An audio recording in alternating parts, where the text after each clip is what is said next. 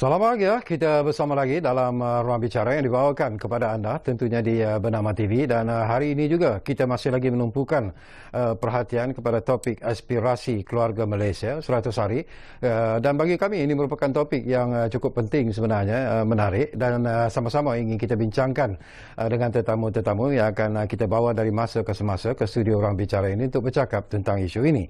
Dan mungkin ramai pun sudah mengetahui tentang aspirasi 100 hari aspirasi keluarga Malaysia ini, di mana 100 hari akan selepas para menteri yang telah pun dilantik dalam kabinet yang baru ini akan dinilai prestasi mereka, apakah mereka memenuhi KPI yang telah pun ditetapkan, dan inilah menjadi aspek yang cukup penting. Baiklah, kita akan tumpukan perhatian sekali lagi kepada 100 hari aspirasi keluarga Malaysia.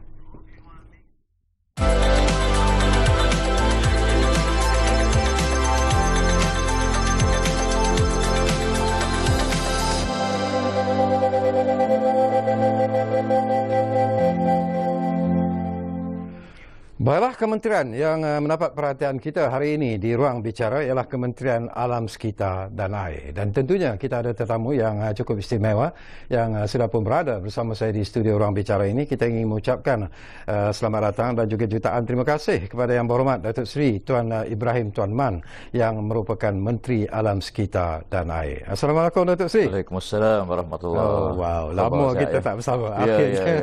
Alhamdulillah. Alhamdulillah.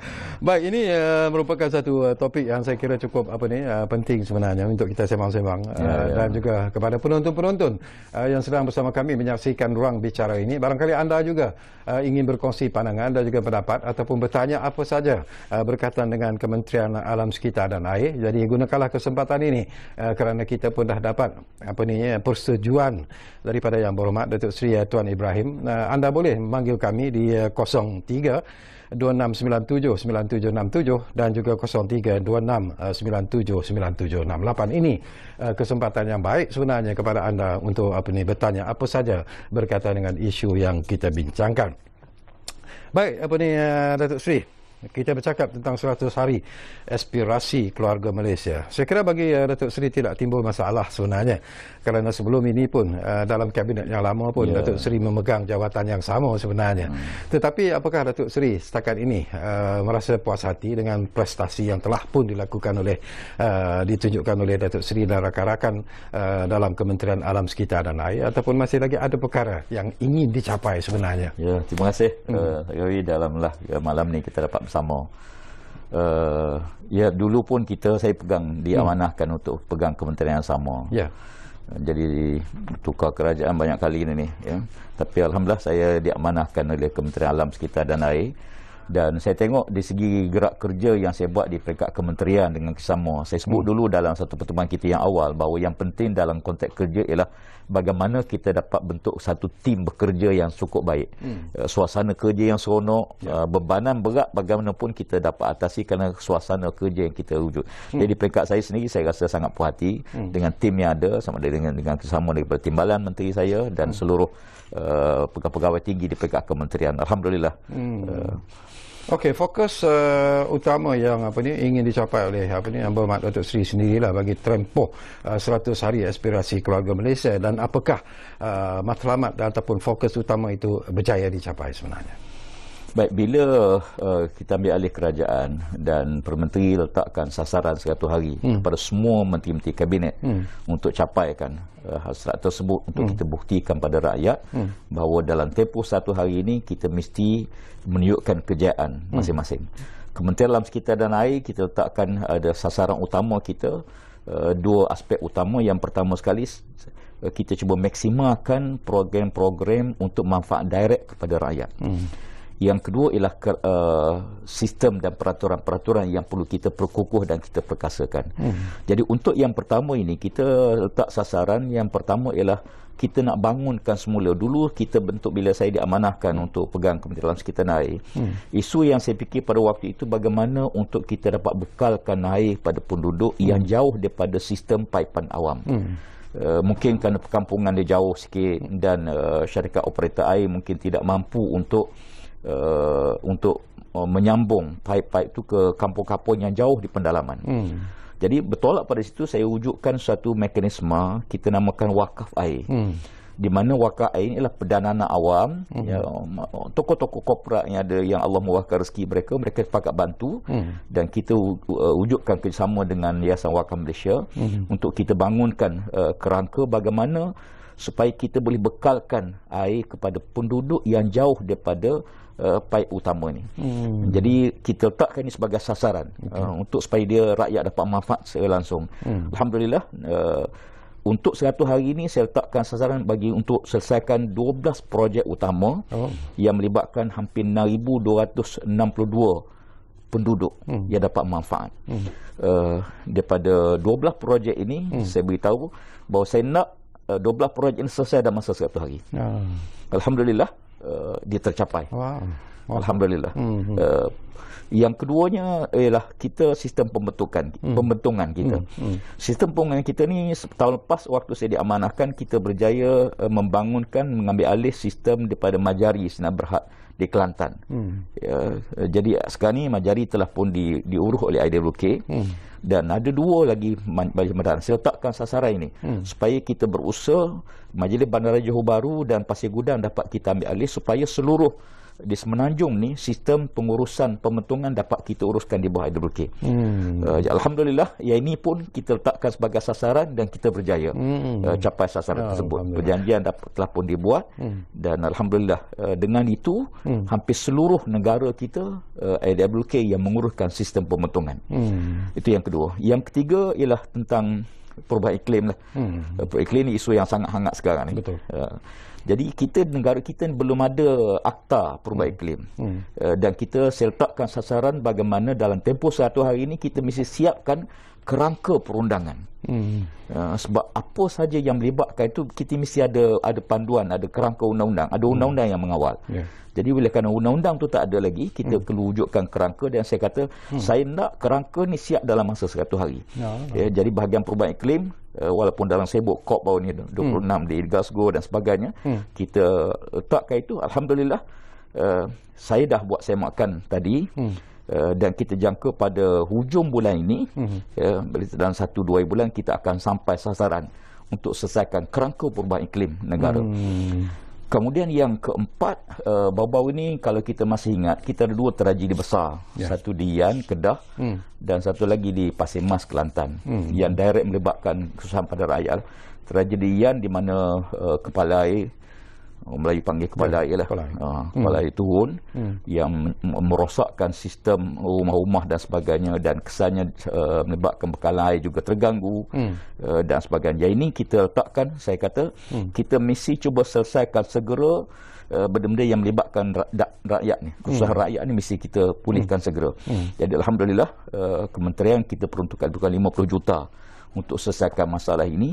Dan dalam tempoh 100 hari, saya kata 2 perkara ni kena cuba selesaikan. Yang pertama, bagaimana untuk kita pulihkan kembali bekalan air di kawasan tersebut, daerah Yan dan Merbuk. Yang kedua, kita perlu naik taraf sungai dan infrastruktur sungai ini supaya dia tidak mengulangi benda yang sama. Jadi Alhamdulillah, dua-dua dapat kita capai dalam masa 100 hari ini. Saya nak dapat pandangan Datuk Seri sebelum kita panjangkan lagi perbincangan ini. Saya tertarik hati dengan ini pun pernah kita cakap dalam program yang lalu sebenarnya tentang wakaf air itu sendiri. Tetapi mungkin ramai di luar sana juga yang tertanya-tanya apa yang dimaksudkan dengan wakaf air itu, dan bagaimana prinsip dan konsep wakaf air itu sebenarnya. Itu yang mereka ingin tahu. Terima kasih. Saya sangat menarik soalan ini sebab ada pihak yang salah faham. Yang menganggap bahawa kerajaan lepas tangan kepada swasta, kepada orang lain. Ini tidak sebenarnya. Untuk makluman, sistem bekalan air di setiap negeri diurus oleh syarikat air, operator air yang direct ke bawah kerajaan negeri. Okey. Tetapi di waktu yang sama, kita harus akui bahawa ada kawasan-kawasan perkampungan awak asal jauh pendalaman. Rumah Panjang di Sarawak yang jauh kawasan pendalaman. Atau kampung-kampung Melayu tradisi yang jauh daripada sistem paip utama. Mereka ni kadang-kadang dapat air daripada sungai, daripada paya, daripada telaga yang tidak ada sistem, tidak ada penapisan dan sebagainya. Saya duk fikir macam mana yang kita sebagai rakyat Malaysia yang prihatin ni untuk kita tolong mereka. Jadi saya mengambil kisah satu berlaku zaman Nabi, bila Sayyidina Umar, bila Nabi hijrah ke Madinah.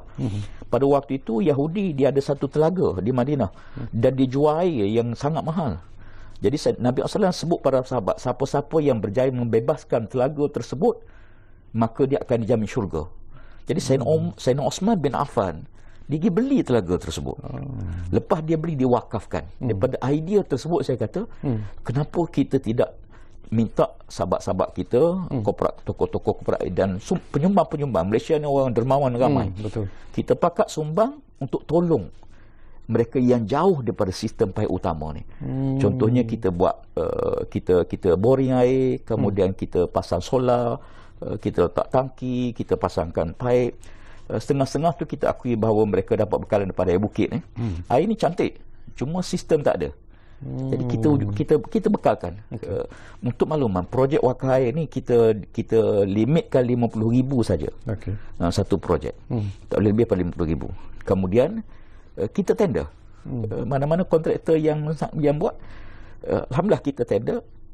Tapi yang hampir semualah bila saya turun tengok, masyarakat tempatan tu kerjasama. Mereka bantu sebab ialah projek 60,000 ni apa sangat. Sebenarnya kita nak cari seorang yang menyelia saja. Jadi orang kampung akan turun bantu. Jadi kita bekalkan pipe, ada tempat kita bekalkan tangki, ada tempat yang kita boring air. Jadi hasil daripada itu hingga setakat ni kita telah pun sebenarnya laksanakan 7 projek sebelum ini, dan dalam tempoh 100 hari ini kita letak sasaran 12 lagi projek. Dan saya nak ucap terima kasih banyak untuk makluman kita semua. Kutipan pada sehingga 4 November ni wakaf orang ramai lebih kurang dalam 3.4 juta. Alhamdulillah. Jadi dan kita mengalu-alukan para penyumbang. Dan kita telah agihkan keseluruhan untuk projek-projek telah kita siap lebih kurang 874,000. Ini dengan melalui Yayasan Wakaf Malaysia yang mengendalikan kewangan dan sebagainya. Kita ada jawatankuasa yang mengurus. Jadi mana-mana kampung yang jauh yang mereka nak mohon, mereka boleh tulis surat, boleh mohon. Yang kedua, mana-mana penyumbang nak sumbang, kita pakai sumbang. Setakat ni Datuk Seri, Datuk Seri sebut tentang 7 projek yang telah pun berjaya disempurnakan ataupun dilaksanakan. Mungkin kita boleh kongsi kawasan-kawasan mana sebenarnya yang sudah pun menikmati faedah daripada projek wakaf air ini sebenarnya, Datuk Seri? Ya, kalau kita tengok daripada 7 projek yang telah siap ni, hampir seluruh negara. Di Johor pun kita ada buat, di Perak, di Kedah, di Kelantan, di Pahang, di Selangor. Sebagai contoh di Kampung Padang Durian, di Pendang, Kedah, kita bekalkan pipe untuk penduduk dapat gunakan pipe lama dapat diganti 2 km. Maknanya air daripada ditandak daripada bukit, kita selenggarakan tempat itu. Kemudian kita buat sistem sikit untuk masuk. Kadang-kadang isu kita sekarang ni ialah bila musim kemarau, air bukit ni kadang dia masalah sikit. Dia mungkin kerana faktor kemarau. Jadi bekalan tak cukup. Puncanya tak ada tangki. Pengguna pada waktu malam kebanyakan orang tak guna air. Jadi kita wakafkan tangki besar. Jadi air itu masuk dan mereka boleh manfaatkan terus. Jadi ini telah kita laksanakan dan beri manfaat lebih kurang dalam 150 penduduk. Itu di Kampung Durian Tunggal ni sebagai contohlah. Jadi dengan cara itu kita berjaya mengurangkan kos yang ditanggung oleh operator air. Biasanya bila sistem pepaipan tak laksana, operator air terpaksa bekalkan dengan lori tangki dan sebagainya, tempat-tempat tertentu lah. Tapi tempat yang jauh ni, dengan cara ini kita akan selesaikan bekalan pada penduduk. Bila kita cakap tentang bekalan air, ini pun menjadi isu yang sebenarnya dimainkan dengan begitu meluas sekali lah di kalangan rakyat sebenarnya. Mungkin bagi negeri-negeri yang tidak menghadapi masalah bekalan air dan sebagainya, mungkin mereka tak bangkitkan isu ini. Tetapi ada negeri-negeri yang sentiasa saja mengalami masalah bekalan air, dan selalunya bila ini berlaku, pihak kerajaan yang dipersalahkan, walaupun mereka tidak menyedari bahawa kadang-kadang macam Datuk Seri sebut, urusan bekalan air di negeri itu adalah hak kuasa negeri itu sendiri. Jadi mungkin selalunya apa masalah yang berlaku sebenarnya mengakibatkan berlakunya gangguan bekalan air ini sebenarnya? Baik, ada 2 perkara lah. Pertama sekali, memang liputan tu masalah liputan yang tidak sempurna. Kita akui, macam contoh ada setengah negeri kadar liputan air bersih ni bawah 80%. Ada kebanyakan negeri dah 90-90%. Yang kedua ialah faktor-faktor yang terganggu ni, contohnya kerana pencemaran sungai yang terpaksa loji ditutup. Turbidity ni tinggi sangat, kadang-kadang kerana air tu terlalu keruh yang tak boleh nak proses. Loji tak boleh nak proses, punya teruk air tersebut. Jadi ini di antara faktor-faktor yang berlaku. Selain pada itu, dia ada faktor yang basic lah. Contohnya macam pipe kita ni. Jangka hayat pipe kita 35 ke 40 tahun. Jadi bila AC pipe ni, kadang-kadang punya pipe lama ni, dia dah tak tersesuai. Pertama, bila bertambahan penduduk, jadi loji yang ada dah tak boleh tampung. Jadi menyebabkan bekal air tak dapat ditampung dengan sempurna. Yang kedua, kita perlu naik taraf loji supaya dia mampu menampung keperluan semasa penduduk. Jadi ini antara faktornya. Jadi kalau kita lihat keseluruhan secara holistik, masalah bekal air ni, pertama masalah punca setengah-setengah negeri, contoh macam Kelantan. Kerana bila kita ambil air daripada air Telaga Jejari sebagai contoh, isu besar kita ialah isu kandungan konten air itu sendiri yang ada masalah. Airnya, manganis dan sebagainya, yang memerlukan proses rawatan lebih tinggi. Dan akibat daripada itu kita tengok hampir mungkin dalam 60% ataupun 55% loji-loji tak sampai kapasiti air yang sebenar. Kemudian reserve margin yang tak ada. Setengah-setengah negeri 1 atau 2% saja. Dan ini kita letakkan sasaran untuk RMK12 ni sekurang-kurang dia 16% reserve margin. Maksudnya kalau sekiranya berlaku masalah kepada sumber, penduduk masih dapat bekal air. Kemudian penyelesaian kalau berlaku punca sumber tu cemar, macam mana kita nak atasi? Sebab biasanya sumber satu sumber, kita tak ada sumber alternatif. Jadi kementerian lihat kita perlu wujudkan sumber alternatif. Lalu kita wujudkan TAPS. TAPS. TAP ni takungan air pinggiran sungai. Jadi kita buat sistem dam. Jadi bila kita punya water intake kita tinggi kerana kemarau, kita lepaskan air daripada atas. Tapi jumlah air yang kita lepas tu terlalu banyak. Tapi yang kita sempat ambil sikit saja. Jadi tak ekonomik. Jadi kita sekarang buat tap, kita buat takungan, satu takungan yang boleh menampung sekurang-kurangnya sebulan. Jadi waktu punca utama tercemar, loji air dapat bekal daripada sumber kedua. Dengan cara ini, bekalan pada penduduk tidak akan putus. Itu di antara, dan setengah-setengah negeri kita harus akuilah soal tarikh ni pun satu perkara juga. Ada setengah negeri 38 tahun tak pernah semak tarikh air. Kadang-kadang kos ni makin naik setiap hari. Jadi oleh kerana itu kita juga harus berlaku adil lah kepada dua-dua pihak lah. Macam di Kelantan tu, Datuk Seri, boleh selesai tak masalah kualiti air yang saya tengok kita perlu balik pada ambil air sungai. Surface water. Kita tak boleh lagi ambil air underground water. Setengah-setengah negeri, setengah-setengah tempat kita akui bahawa air bawah tanah dia cantik. Tapi tidak semua kawasan. Kita harus akui setengah-setengah kawasan sumber air bawah tanah dia tidak begitu baik. Menyebabkan kos rawatan hidrologi sangat tinggi. Jadi bila saya masuk ke kementerian, saya tengok semua negeri lah. Kelantan kita buat arahan bahawa tidak ada lagi loji yang ambil air bawah tanah. Pertama, kita buat kajian paras air masin lebih tinggi. Sebab bila kadar pengambilan air bawah tanah tu meningkat, kadar air laut makin tinggi. Yang keduanya, kos untuk rawat tu lebih tinggi compare dengan kita ambil air sungai. Jadi kita semua loji-loji yang baru kita buat ni, termasuklah satu perancangan besar di Kementerian untuk Masalah Air Kelantan ialah loji di Macang, Kelantan. Ni loji besar ni, lebih kurang 500 MLD. 500 juta liter sehari. Sebenarnya 500 juta liter sehari ini keperluan seluruh Kelantan. Jadi kalau dengan ada tap ini dan ada satu loji, kita yakin masalah bekal air itu dapat kita atasi di Kelantan. Di samping untuk makluman juga, kita sedang membangunkan beberapa loji-loji barulah untuk kita selesaikan masalah bekal air. Okey, kita tinggalkan dulu tentang isu air. Kita pergi kepada ini pun sesuatu yang penting jugalah untuk mendapatkan feedback daripada Datuk Seri tentang kualiti sistem pembentukan negara. Tadi pun Datuk Seri bangkitkan bahawa ini juga merupakan antara target ataupun sasaran yang perlu dilihat oleh KASA secara serius, terutamanya untuk memenuhi KPI aspirasi keluarga Malaysia 100 hari ini. Okey, apakah Datuk Seri melihat bahawa mungkin KASA juga akan menggunakan satu inovasi yang baru, yang lebih sophisticated, perlu dilakukan, perlu diperkenalkan untuk mengoptimumkan effluent air untuk keperluan lain? Baik, sistem pembentukan negara kita ni alhamdulillah lah. Saya rasa bila saya tengok banding beberapa negara-negara lain, kita juga antara yang terbaik lah. Alhamdulillah. Contohnya daripada rumah kita ni, sistem kita masuk ke logi proses rawatan kita ni, kita asingkan antara air longkang dengan air daripada kumbahan kita. Dari setengah-setengah negara, bahkan setengah negara Eropah pun kan dia satu je. Mungkin kan faktor hujan ni, tapi kalau kita asingkan. Tahun lepas kita berjaya alih Majari, sebuah syarikat sendirian berhad kerajaan negeri di Kelantan yang mengurus sebelum ini. Kita letakkan pada ULK. Alhamdulillah. Tahun ini dah sasaran kita sebagai yang sebut tadi, kita berjaya mengambil alih dua kawasan Majlis Bandaraya Johor Bahru dan Majlis Bandaraya Pasir Gudang, di mana perjanjian konsesi ini telah pun kita tandatangani dengan kerjasama daripada IWK dan syarikat air Johor.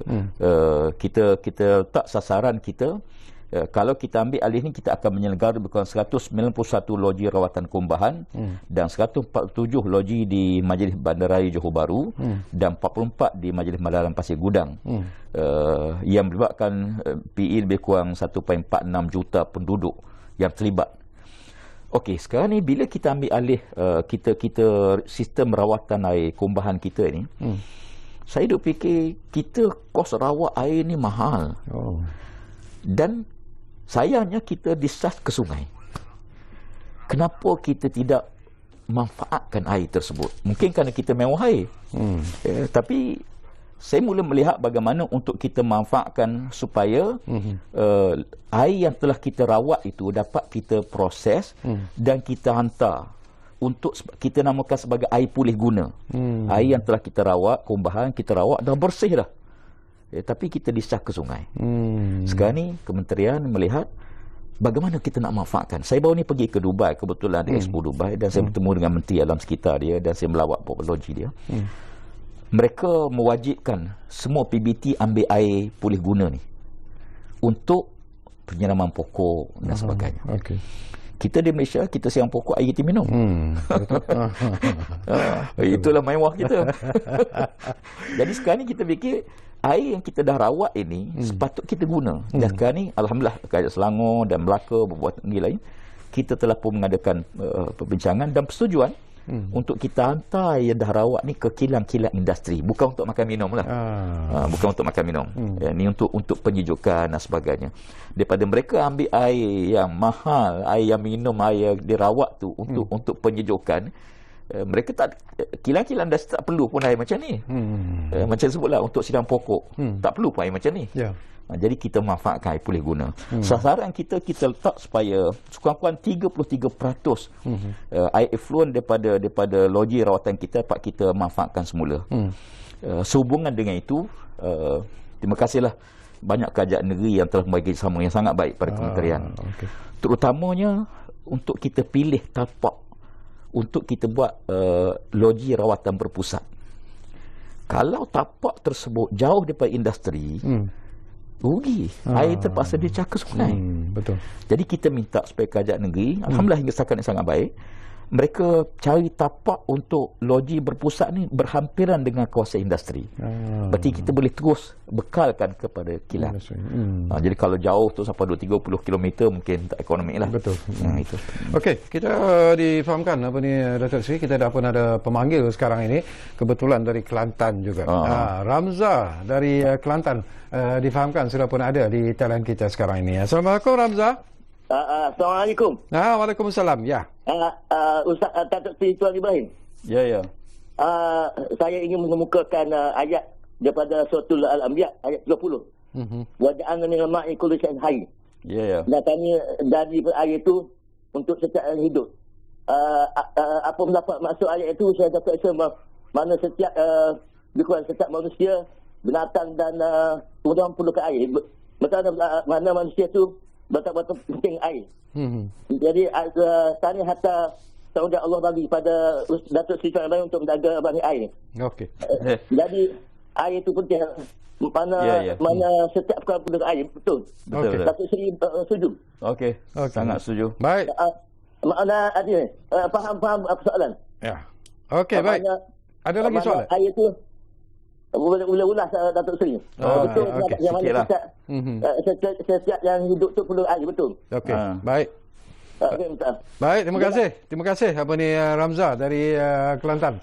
Nanti kita akan cuba menjawab apa yang Ramza bangkitkan, kerana kita akan berehat dulu buat seketika. Dan kepada anda yang sedang mungkin berkesempatan sedang mengikuti program ini ketika ini, anda juga sebenarnya kami alu-alukan untuk bertanya apa saja berkaitan dengan topik yang sedang kita bincangkan ini. Jadi saya ingatkan lagi dua talian yang kami sediakan kepada anda, 0326979767 dan juga 0326979768. Baik, kita rehat dulu.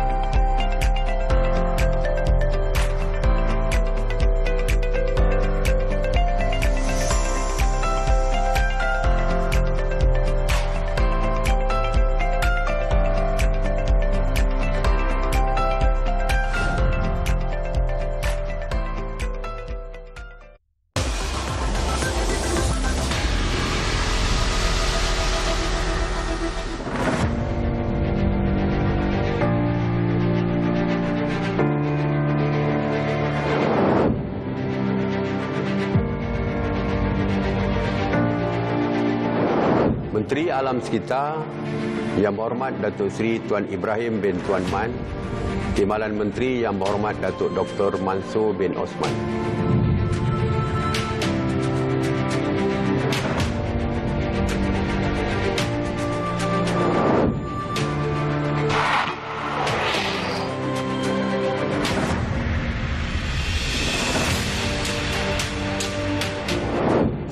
Kerajaan meletakkan pencapaian aspirasi setiap ahli jemaah menteri untuk 100 hari pertama sebagai keutamaan tertinggi bagi memberi khidmat terbaik kepada rakyat. Pelaksanaan inisiatif bagi setiap aspirasi adalah berlandaskan 6 teras utama: menstruktur semula ekonomi, menjamin keselamatan dan ketenteraman negara, meningkatkan kesejahteraan sosial, mempertingkatkan infrastruktur menyeluruh, memperkukuh penyatuan dalam acuan keluarga Malaysia dan memperkasa penyampaian perkhidmatan. KASA bertanggungjawab di bawah pelaksanaan 2 teras, iaitu menstruktur semula ekonomi dan meningkatkan kesejahteraan sosial.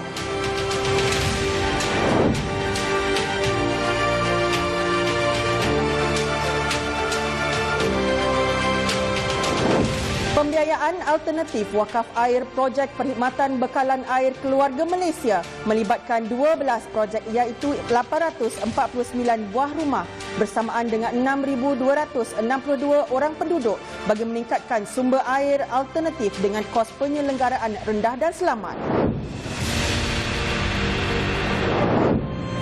Menaik taraf perkhidmatan pembetungan melalui pengambil alihan penuh sistem pembetungan awam di kawasan pentadbiran Majlis Perbandaran Pasir Gudang dan Majlis Bandaraya Johor Bahru sekaligus memberi manfaat kepada 1.46 juta penduduk.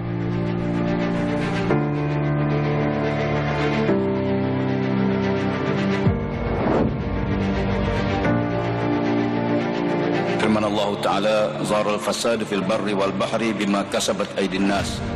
Berlaku kerosakan di daratan dan di lautan disebabkan tangan-tangan manusia. Surah Ar-Rum ayat 41. Membangunkan kerangka undang-undang perubahan iklim negara bagi mengukuhkan tadbir urus perubahan iklim melalui pembangunan instrumen perundangan dan ekonomi.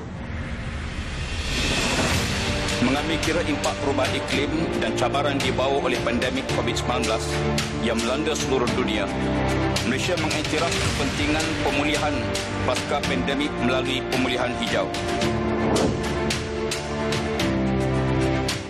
Menambah baik infrastruktur demi kebajikan dan keselesaan rakyat melalui projek menaik taraf sungai, infrastruktur berkaitan serta baik pulih bekalan air di daerah Yan dan Merbuk Kedah.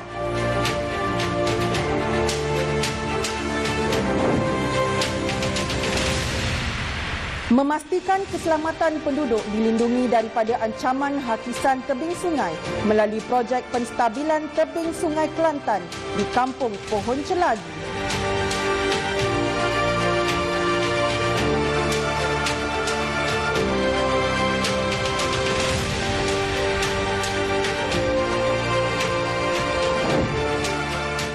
InsyaAllah, saya penuh optimis dan yakin bahawa kita semua akan melaksanakan amanah. Jadi kita menjawabkan kepada kita dengan sebaik mungkin sebagaimana firman Allah dalam surah Al-Imran ayat 109, ya, fa iza azamta fatawakkal 'ala Allah. Bila kamu dah berazam, bertekad, maka seralah urusan kamu kepada Allah Taala dengan melaksanakan dengan sebaik mungkin.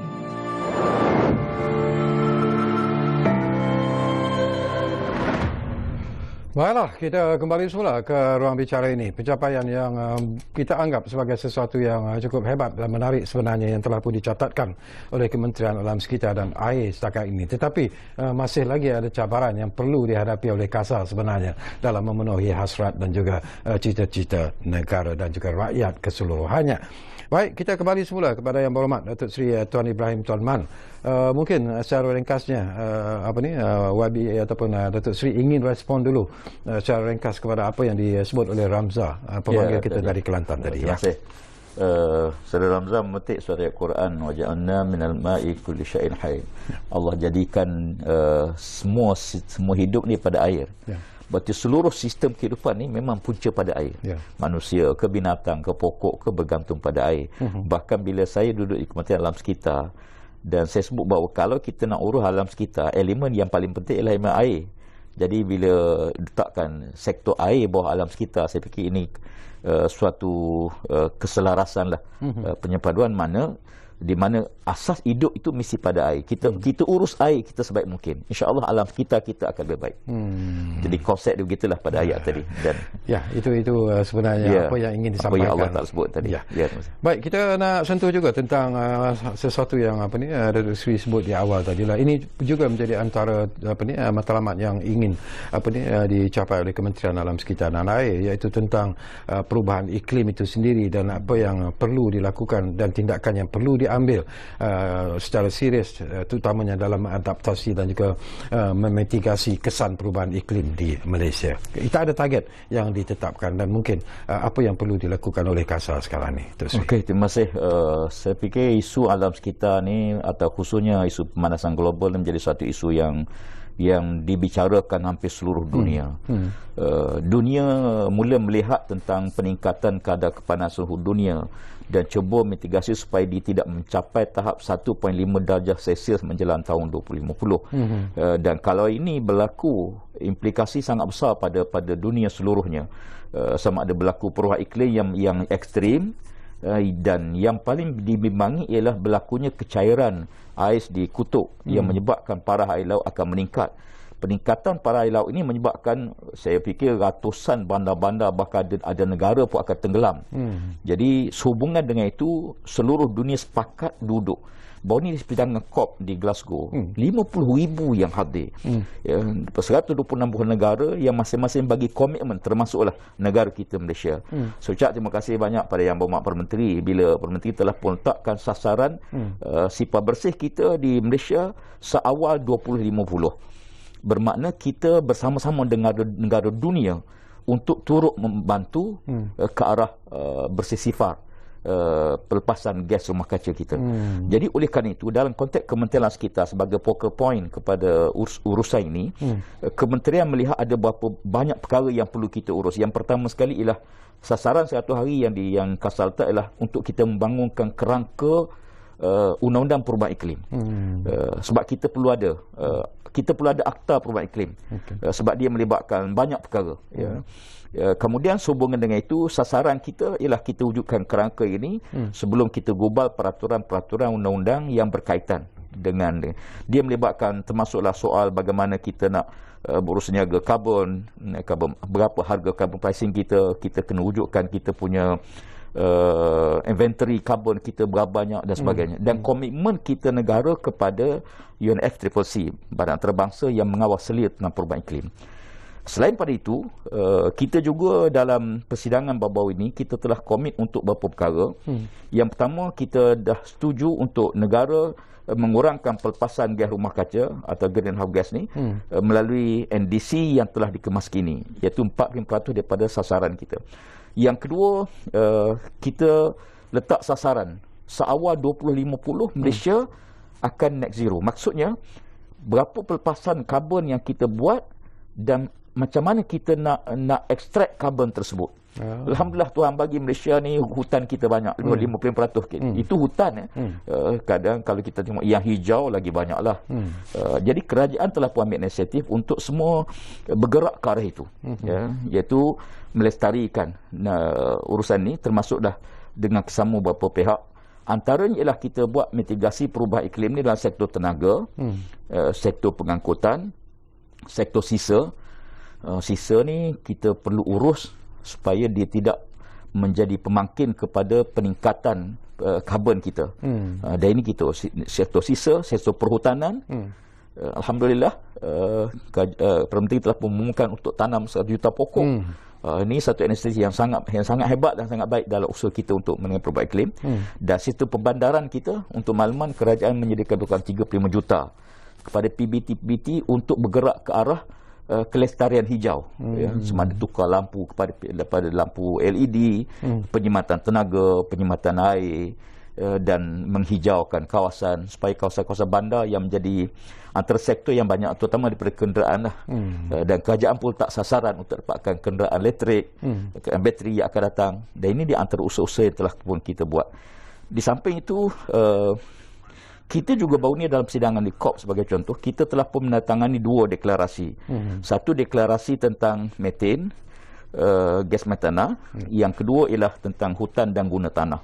Alhamdulillah, bermakna kita apa yang kita sebut, yang kita nak buat, selain pada kerangka perundangan, ialah adaptasi kepada perubahan iklim. InsyaAllah kita yakin kita boleh sampai sasaran tersebut.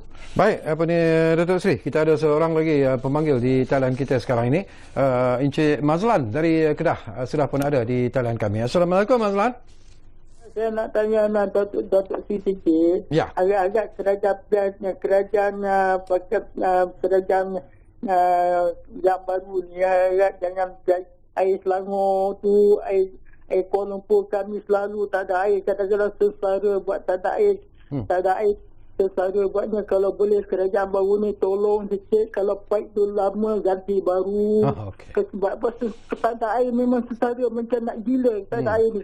Kadang 2 hari tak ada air, kita nak minum, nak makan, nak terus air Sungai Kelang pun maklum sajalah. Kita terus Sungai Kelang tu.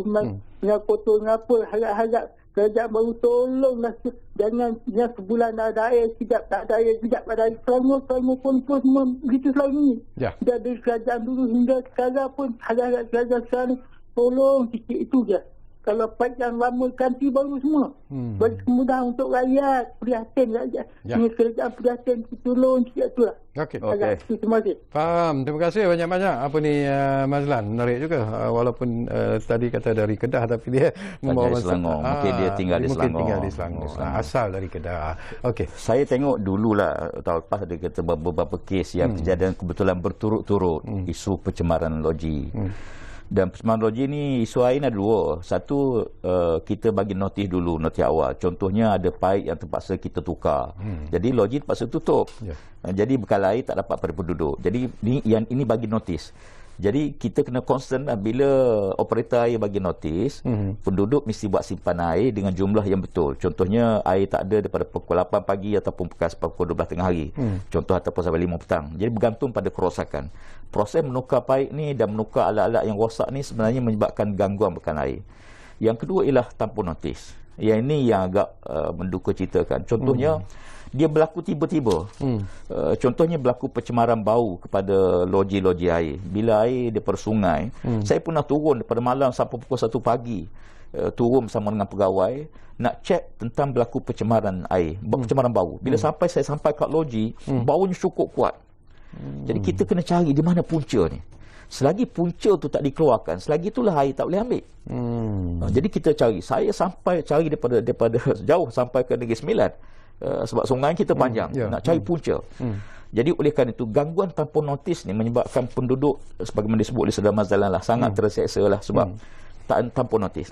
Jadi saya nak balik pada jadi persoalan kita ialah kita ambil tindakan segera kepada mereka yang buat pencemaran kepada sumber air kita. Tindakan undang-undang kena segera. Kadang-kadang mereka ni letak waktu nak hujan, mereka lepaskan. Sepatutnya bahan-bahan yang pencemaran ni dia sepatutnya dia kena lupus di tapak pelupusan kita. Dan mereka nak jimat kos, akhirnya dia buang, discharge mana-mana. Jadi kalau sekiranya sumber itu dapat kita keluarkan, insya-Allah bekalan air dapat kita pulihkan segera. Soal paip yang dibangkit kalau Saudara Mazlan, kita akui tempoh hayat 40 tahun. Dan kerajaan-kerajaan negeri, operator air negeri dia bertanggungjawab untuk menukar paip-paip ini.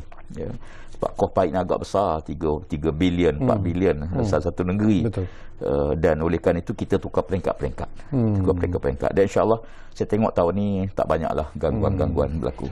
Baik, kita nak sentuh satu lagi isu. Ini juga penting sebenarnya dan saya difahamkan ianya juga mendapat perhatian yang cukup serius daripada KASA sendirilah tentang pencemaran sisa plastik. Ini pun mungkin ialah daripada Datuk Seri punya penglihatan, kajian dan sebagainya. Betapa seriusnya sebenarnya Datuk Seri bila kita bercakap tentang pencemaran sisa plastik ni dan apa yang perlu dilakukan untuk mengatasi masalah ini? Baik, isu besar kita ialah plastik ni merupakan satu usaha yang kita berusaha supaya bagaimana untuk kita kawal lah.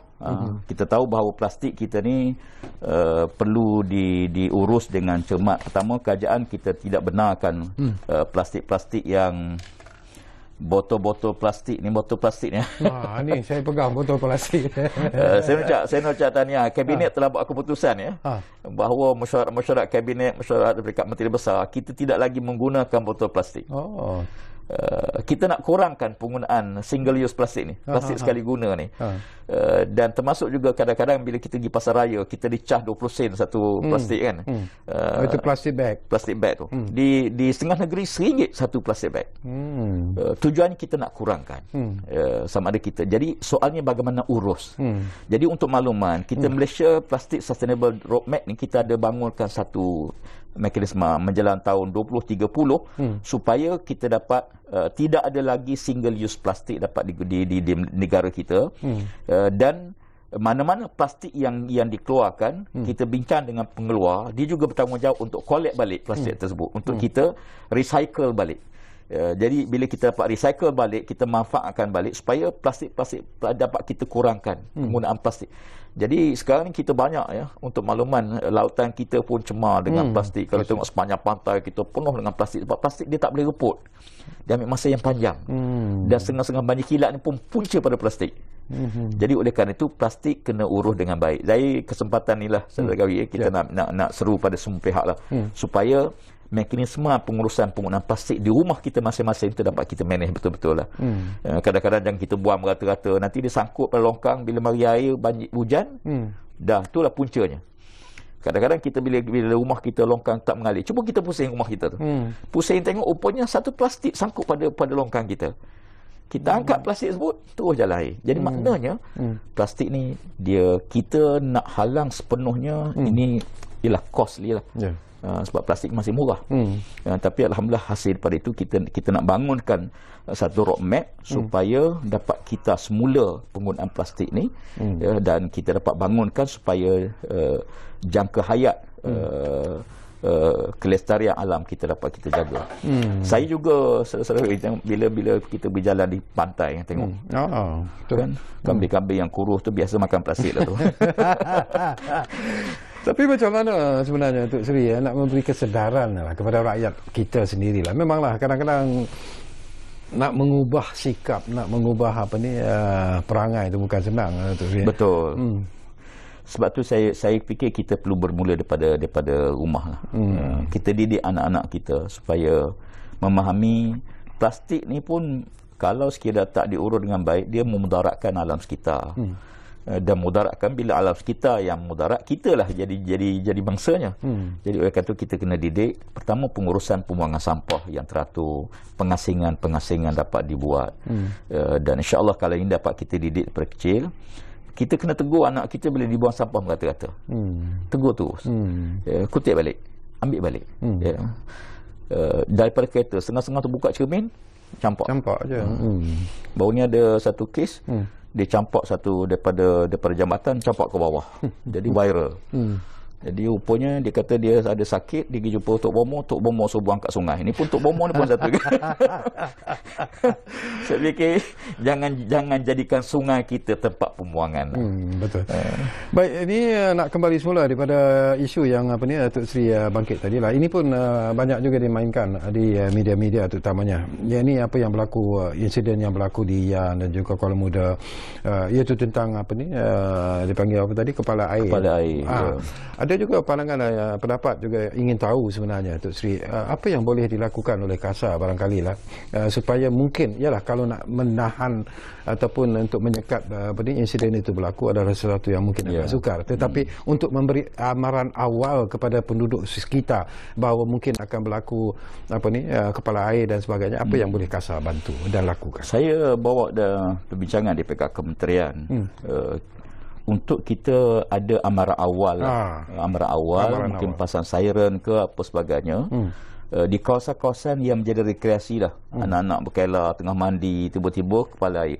Sebab kepala air ni kadang-kadang tempat kita berkelah tu tak hujan, tapi di hujung hulu jauh. Jadi kita tak sedar. Jadi sistem amaran awal ni tengah kita bangunkan bersama dengan Nahrim untuk kita wujudkan. Dan sekali lagi kita minta supaya bila kita pemasangan dia buat, kadang-kadang jangan dia rosakkan. Jadi tak guna kita pasang ratus-ratus ribu kadang-kadang sistem tu, tiba-tiba ada orang cabut wayar, ada orang. Jadi akhirnya tak berfungsi. Jadi tujuan kita untuk keselamatan. Jadi kawasan-kawasan rekreasi ni saya fikir perlu kita pasang. Yang kedua, bagaimana untuk kita mengurangkan, macam saya setuju pada sebut tadi, mungkin kita nak elak tu agak sukar, tapi kita boleh minimalkan kos musibah yang berlaku, sama ada kewangan atau apa individu. Jadi yang kita buat sekarang dalam konteks Yan ni, pertama sekali loji-loji yang terkesan dengan segi kepala air itu dapat kita uruskan supaya bekal air dapat kita sambung. Alhamdulillah ini dah kita selesaikan. Yang kedua, aliran air sungai tersebut. Sekarang bila berlaku kepala air itu, dia aliran dah berubah. Tuhan buat ni sungai kita bengkok-bengkok supaya memperlahankan aliran air. Jadi kalau dah kepala air datang, dia straight dah. Jadi kita kena bina sistem, kita panggil Cebu Dam, yang banyak diguna di Jepun dan sebagainya. Tujuannya ialah untuk mengurangkan kelajuan air supaya impak kepada penduduk dan tebing-tebing itu dapat minimalkan. Dan kita ada dua projek Cebu Dam di Yan. InsyaAllah yang ini juga mekanisme kita untuk kita mengurangkan kalau berlaku. Itu yang saya boleh sebut. Yang untuk memulih kawasan akibat insiden keruntuhan tebing sungai di kampung Pohon Celagi di Pasir Mas tu, bagaimana kedudukannya sekarang ini, Datuk Seri? Apakah ianya telah pun dilakukan ataupun telah disiapkan ataupun masih lagi dalam proses sebenarnya? Ya, saya monitor secara dekat dua tempat Ian dengan Pasir Mas Pontch lagi ini sebab kita letakkan sasaran 100 hari. Yang lain kita monitor, tapi yang ini saya beri perhatian khusus. Laporan kementerian hampir setiap minggu. Tentang tragedi yang berlaku pada 16 Februari 2021 di mana berlakunya runtuhan tebing di Kampung Pontch lagi Pasir Mas itu menyebabkan 50 buah rumah penduduk runtuh dan 300 penduduk yang terlibat. Jadi apa yang dibuat oleh pihak kementerian ialah kita nak selamatkan sebahagian bandar Pasir Mas lama tu supaya jangan runtuh semua. Jadi kita telah pun bangunkan dengan projek yang kita kajak luluskan bukan 64.5 juta. Dan sasaran kita sebenarnya menjelang 1 hari saya nak tengok supaya asas kepada struktur dapat disiapkan. Asas tu bukan 35% daripada keseluruhan projek. Alhamdulillah hingga setakat ni berita gembira sikit, kita dah sampai 46%. Melebihi target. Sebab kenapa kita letak target tu? Sebab ujung tahun ni biasanya Pantai Timur ni hujan, banjir. Kita tak nak struktur yang kita buat tiba-tiba mari air, akhirnya struktur tu akan hilang. Dan dia kos yang agak besar. Alhamdulillah hingga setakat ni kita dah berjaya capai. Dan lebih daripada sasaran. Jadi kita harapkan insyaAllah yang ini dapat kita segerakan supaya sasaran kita 100 hari itu satu bab lah. Tapi sasaran besar kita supaya penduduk yang selamat, kawasan hakisan terdapat kita selamatkan, dan insyaAllah musibah-musibah ini tidak akan berulang balik. InsyaAllah. Baik, sesuatu yang menarik jugalah. Ini mungkin perlu saya kongsikan dan juga dapat pandangan daripada Datuk Seri lah. Saya juga menonton sebenarnya ketika persidangan COP yang berlangsung di Glasgow. Datuk Seri memberi ucapan, tetapi yang menariknya ucapan itu disampaikan dalam bahasa Malaysia, dalam bahasa Melayu, bahasa Malaysia. Kenapa agaknya selalunya lah kalau kita pergi kepada persidangan-persidangan yang peringkat antarabangsa yang dianjurkan di United Nations dan sebagainya, selalunya orang ingin berucap dalam bahasa Inggeris. Kenapa Datuk Seri memilih untuk bercakap ataupun berucap dalam bahasa Malaysia? Saya bila sampai di Glasgow, saya hadir beberapa siri perundingan. Dan saya mengikuti juga kenyataan-kenyataan yang dibuat oleh pemimpin-pimpinan utama negara-negara dunia. Ada benda yang menarik perhatian saya ialah tentang penggunaan bahasa. Masing-masing bangun bercakap bahasa dia. Betul. Dan ialah persidangan antarabangsa ni tak ada isu soal translator tu, soal penterjemahan tu. Tapi apa yang boleh kita tengok ialah masing-masing bangun berucap dengan bahasa dia. Indonesia bangun berucap bahasa dia, Korea dengan bahasa dia, Turki dengan bahasa dia, Arab dengan bahasa Arabnya dan sebagainya. Saya fikir, saya beritahu Rusia, saya kata saya nak bercakap bahasa Malaysia. Dan saya tampil dan saya cakap bahasa Malaysia.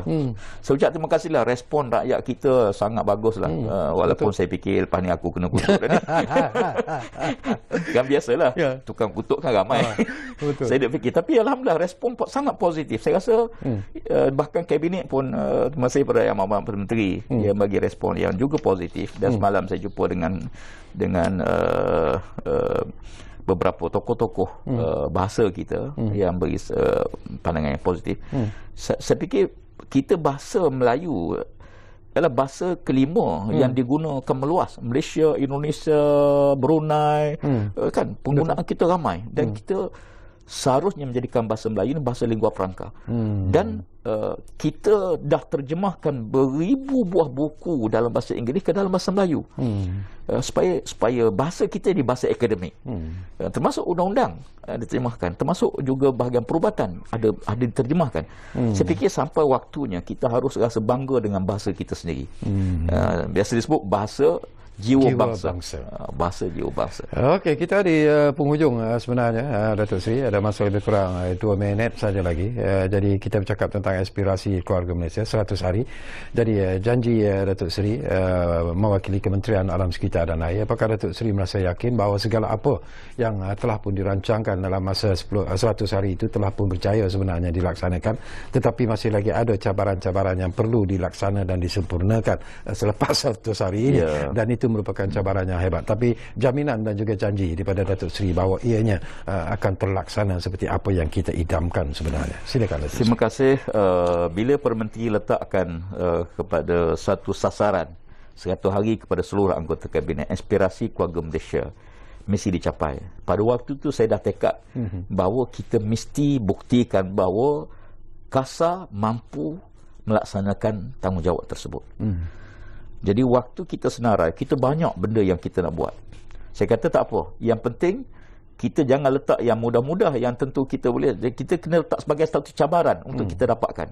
Lama mereka letakkan senarai, asalnya ada 10 perkara yang kita letakkan keutamaan. Dan sekarang kita masih monitor 10 perkara tersebut.